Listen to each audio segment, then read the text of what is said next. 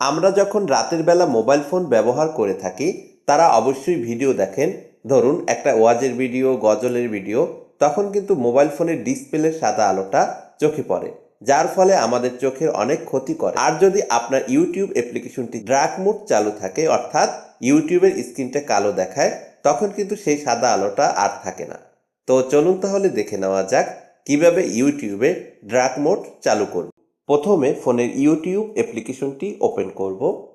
এরপর একদম নিচের দিকে হাতের ডান সাইডের কর্নারে দেখতে পাবেন ইউ অপশন বা আপনার জিমেল অ্যাকাউন্টের লোগো, এখানে ক্লিক করতে হবে।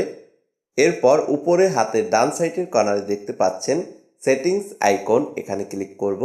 সেটিংস আইকন অপশনটিতে ক্লিক করে দেওয়ার পর প্রথমে দেখতে পাচ্ছেন জেনারেল অপশন, এখানে ক্লিক করব।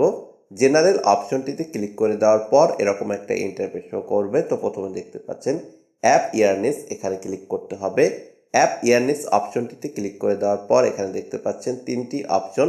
একদম নিচের দিকে দেখতে পাচ্ছেন ড্রাগ থিম, এই অপশনটির উপরে ক্লিক করতে হবে। ড্রাগ থিম অপশনটিতে ক্লিক করে দেওয়ার সাথে সাথে কিন্তু ইউটিউবে ড্রাগ মোড চালু হবে বা স্ক্রিন কালো হয়ে যাবে।